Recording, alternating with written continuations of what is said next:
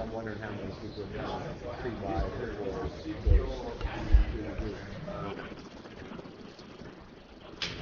yeah, because we have a lot of formal elections. Very little instruction. Hello, everyone. Hello? Is the microphone? Yeah, I think it works. Hello. I'd like to welcome you all to the first session of the Human Rights Considerations proposed research group in the framework of the IRTF. This is the first time that I'm chairing a research group, so if something is radically going wrong, please feel free to correct me so we can have a session together, all the better. I wanted to start off by asking for people. We found a Jabber scribe. Would someone also be interested to take notes? Do we have a note-taking volunteer? We go once, we go twice, and the note-taking goes to DKG. Thank you very much. You'll be rewarded. Then let's quickly establish the agenda. If someone has extra points or amendments, I'd be very happy to hear them. We'll start off with the agenda bashing. We got the Jabber scribe, we got note takers. Go to the note well, do the introduction, go through the status of the proposed research group, draw off the context of the research, do the discussion of the draft, see what the next steps are, see if there are other relevant research issues of topics, and have an overall discussion. Nonetheless, I would ask you not to wait with your questions and comments until the end. Let's do it rolling, and please go up to the mic if there is anything that you would like to react to or if anything is unclear. Let's try to make this session as interactive as possible. So the note well. Any submission to the IETF intended by the contributor for publication as well as part of an IETF internet draft or RFC, and any statement made within the context of an IETF activity is considered an IETF contribution. So statements include oral statements in IETF sessions as well as written. Niels, it's the last day. If people haven't seen the note well, they should raise their hands and look at it. Thank you for this useful contribution, Mr. Note Taker. I'll go to the next slide then.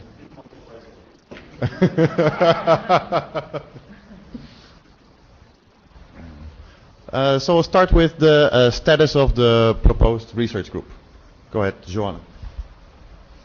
Hello everyone, I'm Joana Varão. I'm a researcher on internet rights in Brazil. So far, since in 27th of October last year, we published the first internet draft on human rights protocols considerations. Then we presented it in a SAG session during IETF in Hawaii. After that, we updated before the session here, and also did a proposal for research working group in the IRTF. During this IETF, we have been interviewing members from the community, also to feed on our research. We've been able to do about 26 45 minutes interviews with members of the community. And we were given a proposed IRTF research group, and after a year of working, it will be evaluated whether it will be a more permanent research group.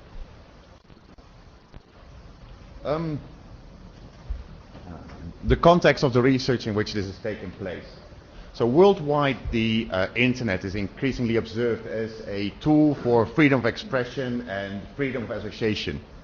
But one could ask if this is by coincidence or by design.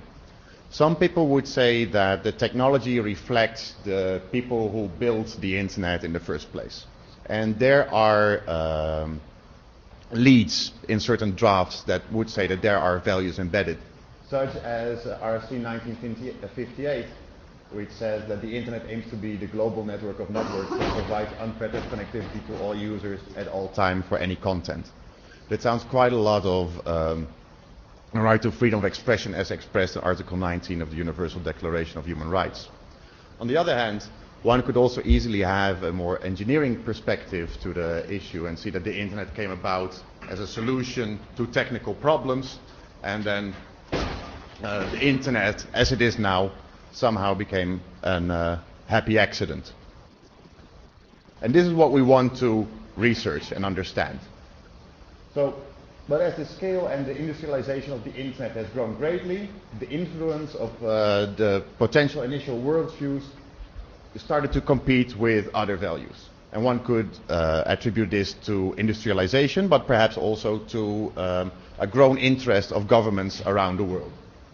So the belief of the authors and people working in this working group is that as the internet continues to grow, the linkage of internet protocols to human rights needs to become explicit, structured, and intentional.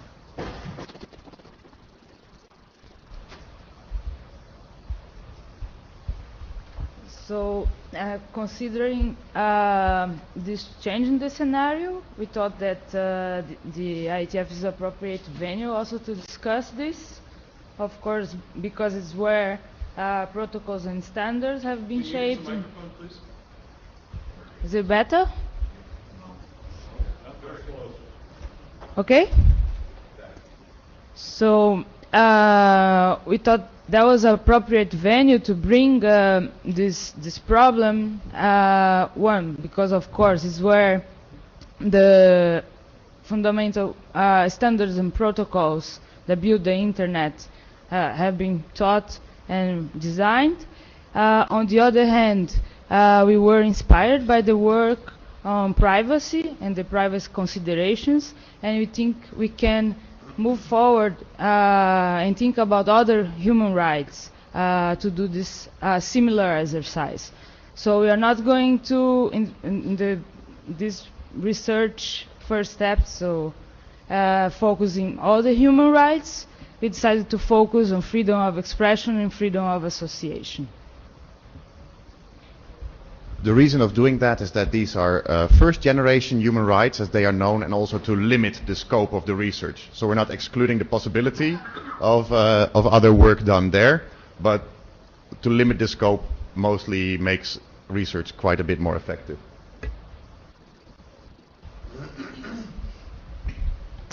So we tried to design a hypothesis, to test hypotheses throughout the research, and we departure from this problem statement that considers that decisive enabling characteristics of the internet, which are also human rights enabling characteristics, might be degraded, and if they are not properly defined, described, and protected. And if that doesn't happen, this might result in a loss of functionality and connectivity of the internet. So we are trying to frame the rights debate on freedom of expression, freedom of association in a technical manner. Try to grasp what are the technical concepts related to these rights. And this is the challenge that we are for. So our approach also has been to read RFCs and to see what conceptions there are about technical concepts that would enable these rights. So we came across a lot of architectural principles. Now we've been thinking about a technical translation of user rights concepts, and then we see where these two could converge. And currently we're thinking that these concepts could be the basis of that. So we're thinking of interoperability, a distributed architecture, the end-to-end principle, reliability, resilience, permissionless innovation, transparency, data minimization, graceful degradation, connectivity, innovation at the edges, and content and application agnostic. And there are, of course, a lot of architectural principles that maybe do not necessarily impact users' rights. And an example could perhaps be the good enough principle. And of course, there are also a lot of user rights concepts that do not necessarily focus on architecture, so they are not necessarily the best platform to be discussed in the IETF, such as consumer protection. So we try to leave those outside of the scope of the discussion here.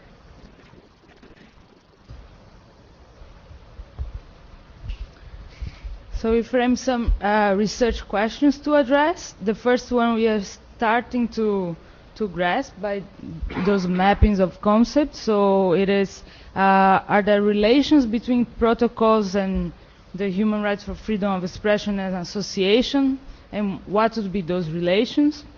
The next step would be to think if the limitations of freedom of expression conceived in the previous step of these technical concepts can lead to a degradation of internet functionalities. If so, how? And how can we protect this enabling rights environment and safeguard the internet infrastructure on future protocols development? So the first step of the methodology was exactly to map protocols and standards that we thought that might potentially be related to freedom of expression and freedom of association, and then we came up with a first initial list of RFCs to analyze concepts. So this is quite a long list, and I will not go through all that. There is a link in the presentation that you can download where we try to map the RFCs based on their relevance. But we started out with protocols and standards that we thought are relevant to freedom of expression and association. So we started with RFCs focusing on architecture, on transparency, on mailing lists, because the premise was that they enable in a distributed way freedom of association and collaboration. HTTP, because it's been quite crucial for freedom of expression. IDNs, because it allows people in a diverse in their own way to have access to information and to express themselves. And privacy and security, because we wanted to see how other considerations have been done before so that we wouldn't try to reinvent the wheel. Then we move forward, trying to to highlight central design and technical concepts in these RFCs that might be related to the rights that we were trying to address. And also, as an outcome, you have also a list of those concepts.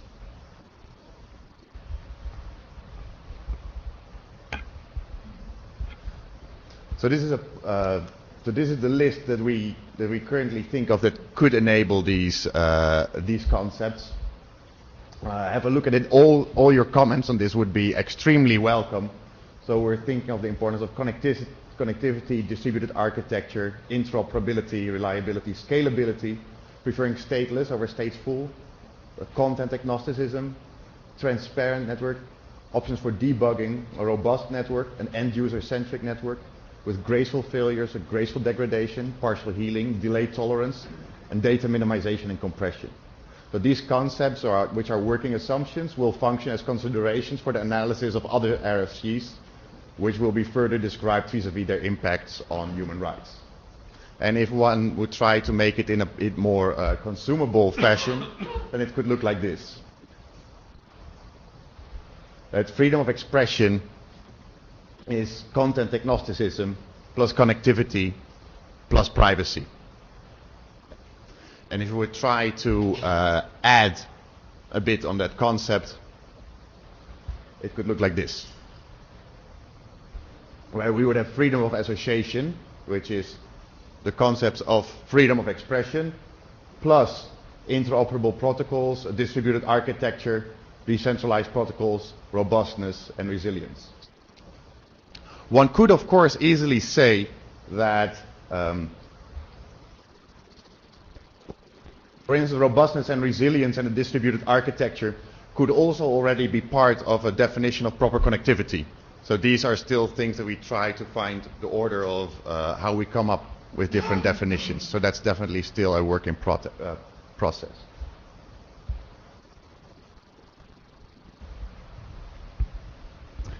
So a second parallel step that is still didn't start it. Sorry, do you ahead. want discussion on particular topics, or do you want to wait until the end? All right, I'm Andrew Sullivan. It seems to me that this approach conflates certain positive rights and negative rights, and I'm a little concerned about the for instance, resilience here seems to require that the connection remain up and so on, or distributed architecture seems to require that you've got this sort of everywhere and that it's available to everyone, which is a little different. I didn't hear acoustically. Sorry. Oh, I'm sorry. It seems like, for instance, the distributed architecture requires that things be sort of spread around and available to everyone. But more importantly, the robustness and resilience here seems to suggest that the connection needs to remain up. That's a positive right. That's right. You maintain the connection, which is different from the privacy and content agnosticism, which is just you're not going to prevent this. The sort of negative rights case. It'd probably be really useful, and I looked probably not deeply enough at the drafts that you've got, but it didn't seem to me that this distinction was being made as carefully as maybe it needs to be. Thanks. Thank you very much. Very useful. Hi, Dave Crocker. This is fascinating. And I would agree with what you were just saying before Andrew got up, that those additional items fall under connectivity. I think they do that naturally, and I think that the list of 3 that you originally presented up at the top there is much more powerful. Lists of 3 always are more powerful than lists of 10 or whatever. But in fact, that my intuition is this is the right list to show people, and each of them is deep in their way. I think Andrew's point about affirmative capabilities versus passive, the ones that take effort to provide and the ones in which you don't want things to get in the way, is a really useful distinction. I have a pro forma question that, given my own background, I have to ask. Back a couple slides. One more. There, that one. Seems to me you shortchanged email by only listing mail lists. OpenPGP is a packaging standard for content, and it's important, but it's probably in the right place. But it just seems to me the ability to get bilateral or small group, in particular ad hoc small groups, spontaneous small groups, but also just pairwise connection. That's what email will accomplish, that mailing lists aren't designed for. And I would expect it to be an integral part of what you're looking to achieve. But as an exercise, this is just fascinating. I'm really enjoying it. Thank you very much. And I can tell you that email will be added. So, and I have one question back, if possible. And that is perhaps this definition would work quite well because there's a quite high level of abstraction. So would you also say that we would need to define content agnosticism and connectivity and privacy in a far more detailed way for it to be more meaningful, so that it would look more like this, that there is a sub-definition of all these things? But, I would like to respond to exactly that question. Okay, we'll go ahead. So, Robert Sparks, and yes, I think you're going to have to at least pull those apart. My initial reaction to looking at the classification system here was I was having a hard time finding the places where you would tug on issues around conveying location in protocols. What the difference between protecting your privacy about where you are and statements about what other people can do with it, because those are 2 completely different things. And finding a way to hook these into the model that you're building might be a good tool for helping figure out where the level of abstraction needs to be. thank you very much.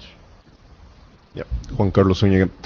First, just expanding a little bit on this, since we've been running this privacy trial and the privacy topic has been going on and on, Something also to take into account is that privacy is not about hiding everything. If the user is willing to disclose information, that's perfectly fine. Protocols should also allow that, right? So it's not just the fact of preventing, but having the basically the information for the user to take the informed decision of what is going to happen with his personal information. That's regarding the privacy part. Now, for my actual question here is, and I apologize if this was discussed earlier because I stepped in the middle of the meeting, but I think I've kind of understand and I agree with this systematic approach to taking a look at this human rights issue when coming back to protocols, because at the end of the day this is research and engineering way, so we do have to take a systematic approach. For the next slide. And I should say, for the freedom of expression, I think I have a clear idea of what we are trying to do. For the freedom of association and assembly, when we bring it to the digital world, I personally have a little struggle understanding how can I actually define this problem. Because expressing to me, it's a one-way protocol where I need to have a transmitter and a receiver, and that's fine. The freedom of association and assembly, it's not necessarily a two-way or a one-way protocol, meaning that right now we are assembling here a bunch of people, but it's only a few of us that are talking. The rest are just listening. So is this considered, the fact that I don't participate in the discussion and still I'm part of this group, is this considered association? Because I would need to translate that into protocols, right? Am I in a virtual world just listening? Does that make me part of the association and assembly of this group because I'm part of a mailing list, even if I'm not contributing to the mailing list? So that part for me, it's to make it more systematic and engineering terms, I would need to at least get some clarification on how we can define the freedom of association and assembly in a virtual world. Mm-hmm. I'd like to respond directly to your 2 points, and I'll start with the last one. Mm-hmm. And with that, I'd like to go back a while and think about what Bertolt Brecht said about radio in 1908. Mm-hmm. And he said that the potential of radio could only be fully fulfilled if the audience would be able to talk back. And that seems something that we have been able to achieve with a variety of protocols on the internet. So I do not think necessarily everyone needs to talk all the time to be able to have an assembly. Actually, that would probably be a real messy assembly if we would all start talking at the same time. So I think it's the potential for people to organize together and to express their opinion and to collaborate. So it would probably be something like that. But for the radio example, you could think that people could not talk back on the actual radio, right? They could write pamphlets, or they could send letters, or they could talk on the street. But the information that the radio distributed was a broadcast media that did not have a back channel. And that was the problem with radio. And so that seems like right now people are able to talk back. So we'll need to look at protocols that enable people to talk back, make decisions, have discussions, and that would be then the infrastructure that would enable freedom of assembly and freedom of association. Okay. On your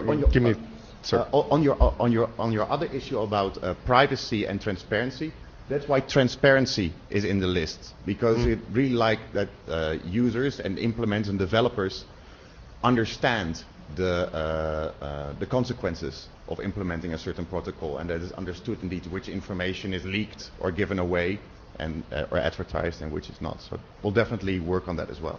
Okay. Thank you very much. Hi, this is Corinne for the Jabber for Avnidoria, saying that she is just listening to this but does believe she's part of the assembly only partially. Yeah, so great that you're there, Avri. Avri is the co-chair of this session, and she couldn't be here due to other engagements, but great that she's here and part of this assembly indeed. Larry Mesenter. When discussing architectural implications of rights, there are rights of freedom, but there are other rights also that might impinge on the freedom of expression. The right to have a copyright, the right to be forgotten, the right to be free from cyberbullying or slander. And I was looking for some mention of these countervailing forces and the architectural implications of living in a world where you have to balance one set of rights against another as being important consideration for the group. So if you could address that, please. So I'm thinking about this definition and what you're using as a term that it defines, and it bothers me. Fred Baker, Sorry, by could you the way. speak up because I haven't heard what bothers you? Sorry. Swallow the mic. Fred Baker. So this definition and the term freedom of association or freedom of assembly, I don't think they go together. Okay, that's an interesting definition for something. But freedom of association or freedom of assembly is the freedom to come into a room like this or in some equivalent way to be associated with each other. So I would think of freedom of association as being about being able to be a member of a mailing list or having friends on Facebook or something like that. It's a continuing status of being in some kind of a group, as opposed to my packets showed up, which is what this definition says to me, that my packets show up. So I think that's an interesting definition, but I don't think it defines that term. Ladar Levison, I was just going to add to that freedom of association. That concept is historically classified as the ability to be in this room without the mere fact that we're in this room causing us to be cast with suspicion. So the ability to listen to other people's ideas and receive them without just the fact that I'm listening make me a suspect.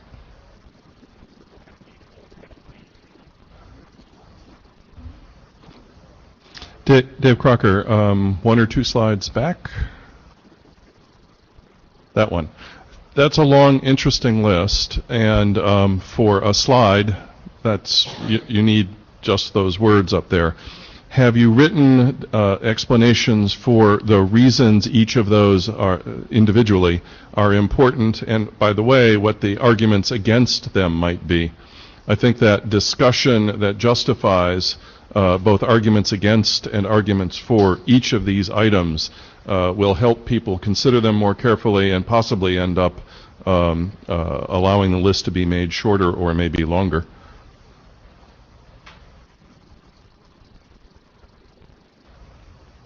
Hi, Daniel Kahn-Gilmore, DKG. So to comment on Ladar's point, I think the freedom of association, I actually think that in some cases the privacy issue is maybe even more relevant. I'm not trying to. It's at least as relevant for freedom of association as it is for freedom of expression. So if you go back and look at the freedom of association list, it's not just about privacy for freedom of expression. Concretely, that privacy has to do with who you associate with. That's a critical element.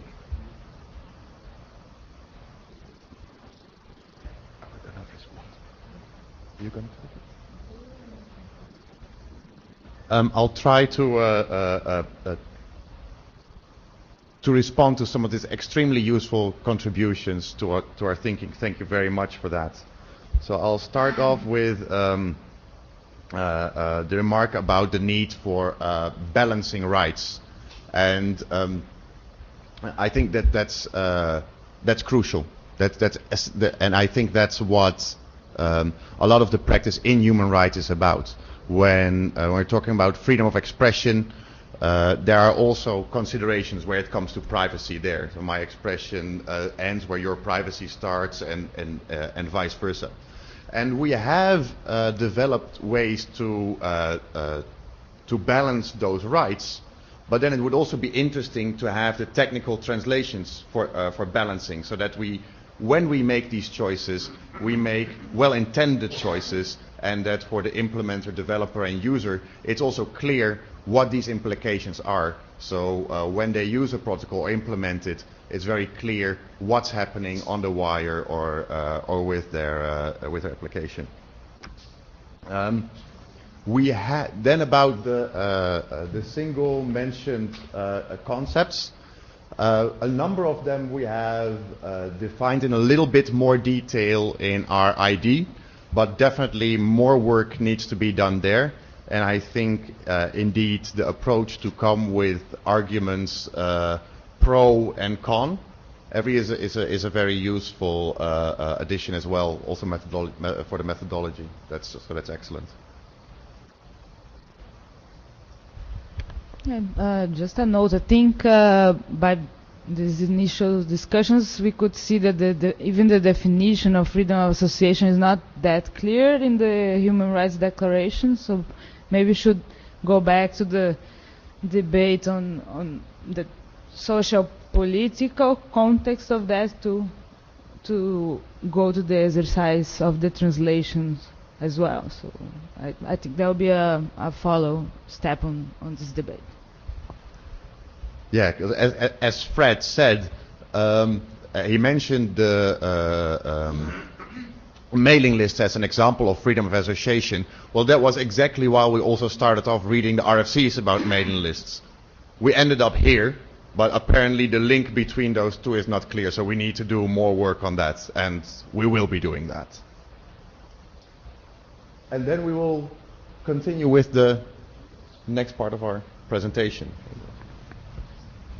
Yeah, those next steps on the methodology are still to be developed, so are much more raw than what we have presented so far.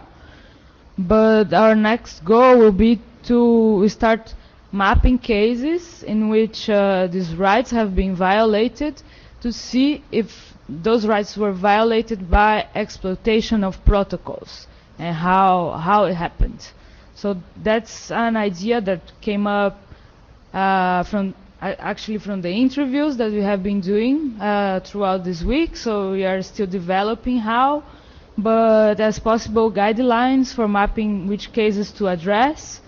We are thinking about going to situations of not legally sanctioned or out of jurisdiction blocking and filtering, and privacy violations in the context of freedom of expression and freedom of association. Justin Richer, I was wondering if you guys were planning on differentiating between exploitations that are happening as a result of the protocol running as designed and the protocol not, or being like twisted and exploited or deployed incorrectly or what have you. Perverted. Thank you. That is a very good verb. In this case, I guess. No comment otherwise. I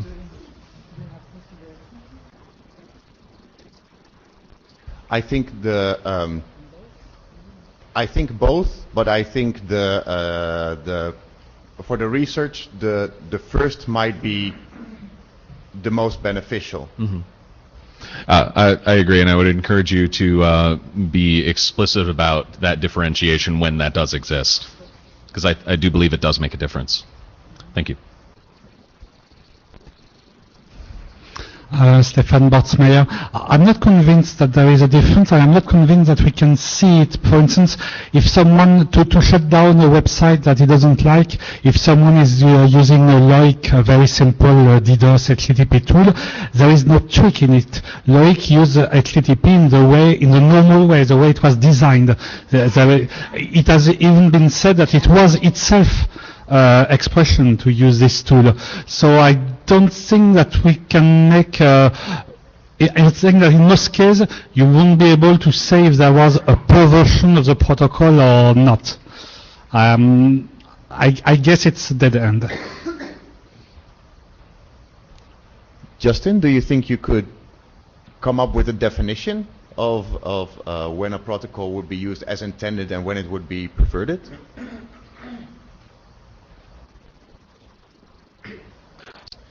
So, I mean, I think a good example of a perversion would be like a DDoS So this is something where you are technically running everything inside the lines of the protocol, but it's being used in a manner that it was not intended for the protocol to be used.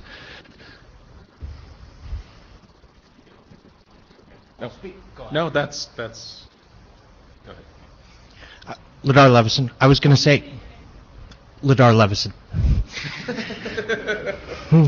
I was going to say, I think it, while not necessarily a protocol, an excellent example of perversion might be the laws that were passed about 12 years ago, mandating that every cell phone that's sold include a GPS chip, so that when you call 911, it can report your location to the emergency services operator. And the perversion would be activating those GPS chips remotely so that you can track all of the people where they are in real time. So in both your answers, there seems to be a breach of intentionality of the protocol. Mm-hmm. But then we would need to watch carefully how intentionality is defined in the RFCs, because that's not necessarily clear in every RFC, and sometimes innovation also comes from other use of a protocol than it was originally intended to do.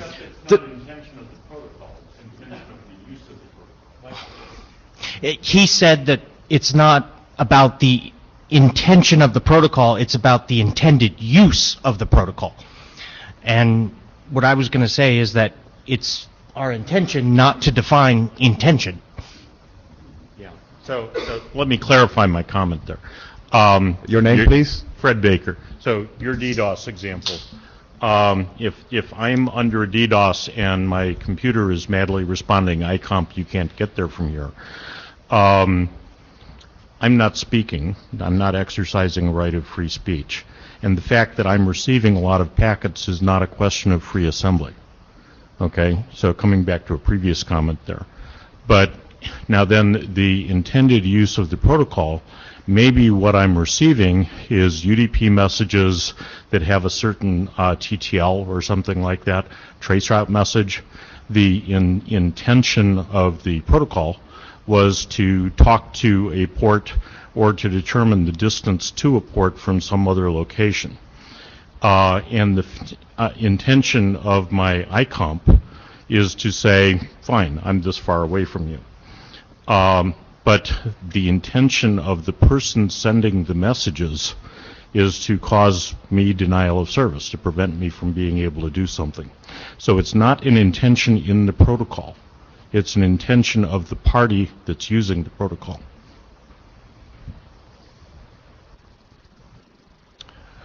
Right, and along those lines, I do think that there is a categorical, or there may be, I should say, a categorical differentiation that can be made between protocols that are being used exactly as intended to cause and therefore cause disruption versus protocols that are being used not as intended but in ways that are allowed or twisted or what have you.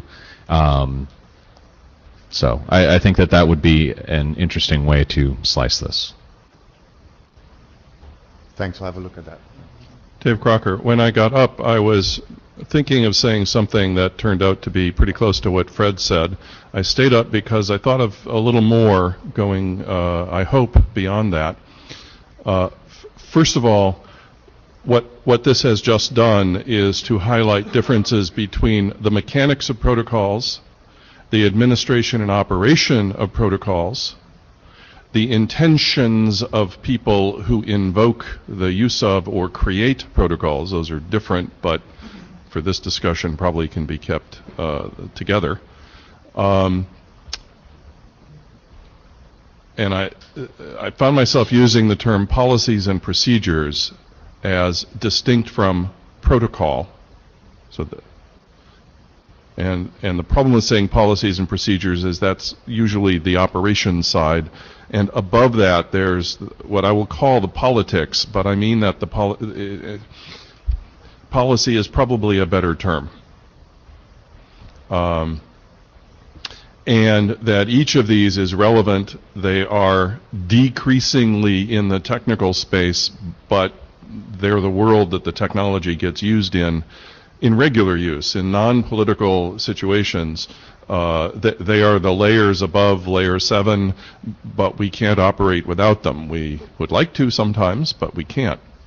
And they probably factor into this discussion both essentially and problematically. Essentially because we can't operate without them, and problematically because they frequently are distracting. They move us completely into the human side and the social side, which is not the point of this exercise as I understand it. I quite like the fact that you're focused on the technical issues and the way the technology enables or can prevent. And so, for example, the pointing out of abuses such as DDoS, I think, is also going to be useful. Thank you.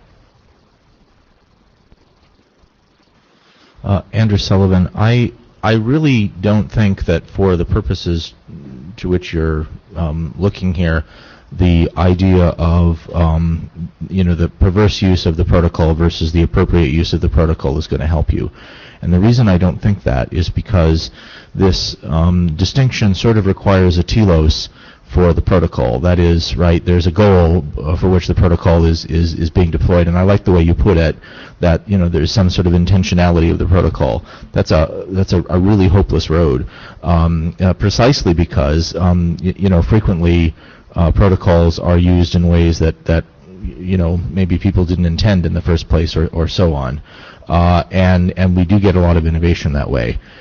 To focus entirely on the human rights consequences of the protocol itself, then what you need to do is pay attention precisely to how the protocol works, regardless of how people intended it to be used, and step outside of that. The intentionality of the individuals using it, to follow up on what Dave was saying, is quite different from the correct purpose, in scare quotes, of the protocol. Thank you. Juan Carlos Zúñiga, I think I pretty much want to second and support the views from Andrew and what we just heard from Stephen. In the privacy, for instance, just for the little bit here of privacy, when we were discussing privacy considerations, what's exactly this? If we are planning to add a new parameter in our protocol that is going to add civic location, just because it's harder to get these GPS signals indoors and it's going to make easier for the technician to arrive, well, the privacy considerations is telling me that the intention is good, but actually you are opening a huge privacy risk by sending a civic address of a person over this protocol. So I second that. The intention may be good, but what I think we are trying to do here by having these considerations defined is letting people in the protocol design have this thought process where they say, okay, well, what if someone makes bad use of this protocol? And take that into consideration in the first place, so that we don't open as many accounts as we are doing these days. Right.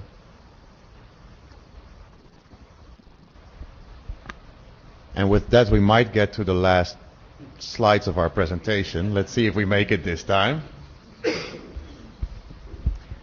Just considering this exercise, we are going to, this exercise of mapping vulnerabilities will need a lot of help from the community. I'm not an engineer myself. Nils is an engineer by curiosity, perhaps. So even if you find something and can just send a link in the list, it will help tremendously. So it's also a bit of a call for help on mapping those examples.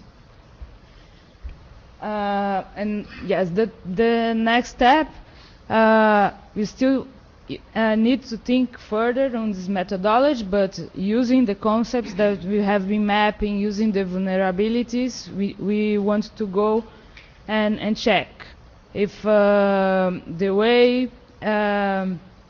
it's being treated affects other protocols, affects other layers of the internet, and how does it impact in the internet functionality and ultimately in the user's rights. So it's basically getting all the inputs from the other research steps and trying to concretely address the research questions.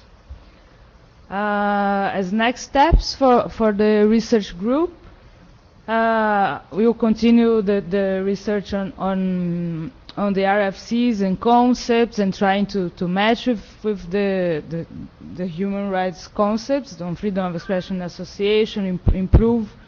Particularly, we saw that the one on freedom of association still needs a lot of work to be done. We'll continue interviews, trying to map those cases. We are going to edit the interviews that we recorded here and probably present it in the next, as a film, in the next IETF in Prague, and continue collaboration in the list. Did I forget something? No, maybe Fred. A new idea. Could you go back one slide? Making relationships explicit. Oftentimes that involves authenticated identity. And from a human rights perspective, some things I've been involved with relate to specifically women in certain cultures that can only use their husband's computers, and might hide a Facebook account from their husband and use that communication vehicle to speak and to assemble, and explicitly want to be hidden for reasons related to their culture. And I wonder where making relationships explicit might in fact lead to human rights violations.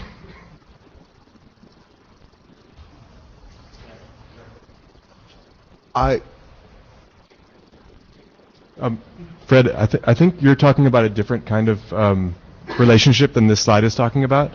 I think this slide is talking about making the relationships between human rights, protocols, exploits, and vulnerabilities explicit, not about making the relationships between particular humans explicit.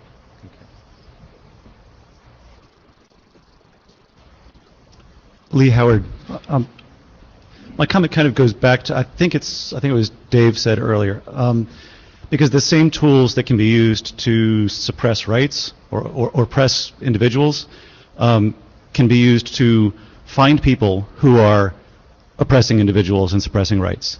There are bad people in the world, and I want to know that we can find ways to stop them while also protecting rights, and that's nearly impossible. I don't know how to do both.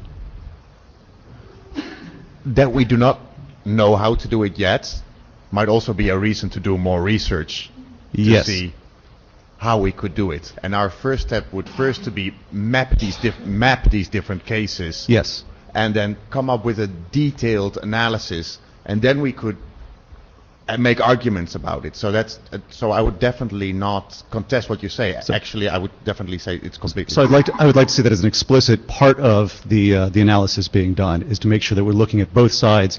You know, I don't necessarily trust law enforcement, but I also need them. Thanks. And that's why transparency is crucial there, so that when we make choices, we make them in full awareness and we understand what's happening and what's possible. And that would then also allow for an accountable way of implementing these things. Because what we also came across in a lot of our interviews, or in several of our interviews, was that non-technical demands are sometimes made by institutions and by governments, and then it's really hard to fit that in a technical way. So if we would have a technical approach and an understanding of that, if people would then come to the IETF or then we say, well, there are these options, and this has that implication, this has that implication, and we chose for this because of this. So it's a kind of future-proofing our approach to protocols and standards.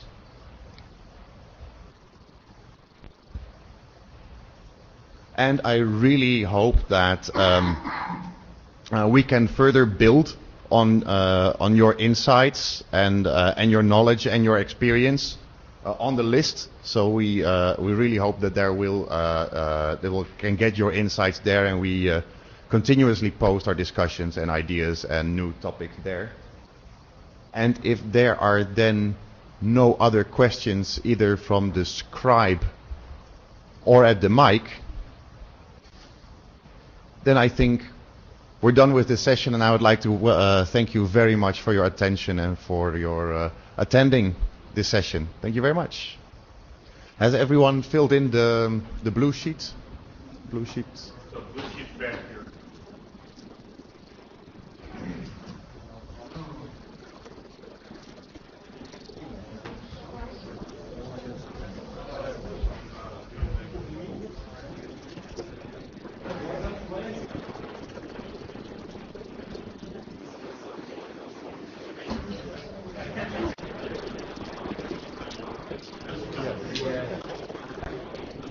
Hi.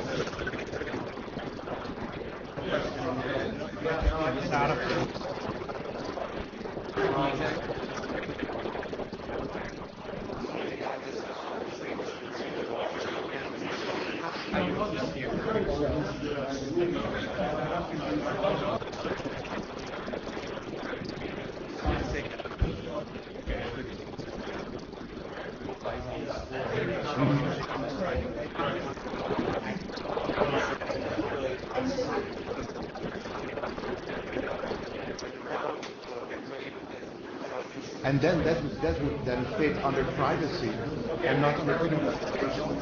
So this was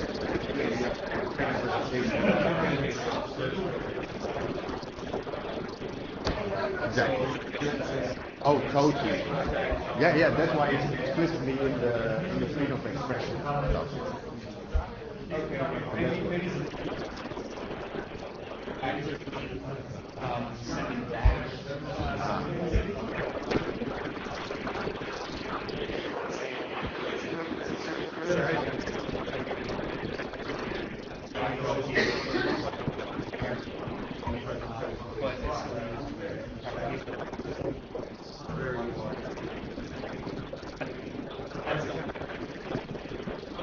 Yeah, definitely. Thanks.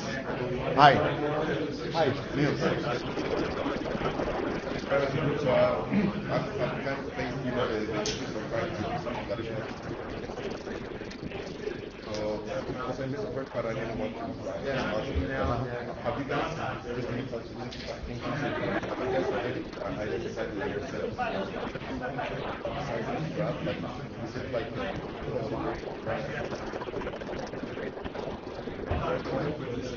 Yeah, so actually what the ideal, the objective would be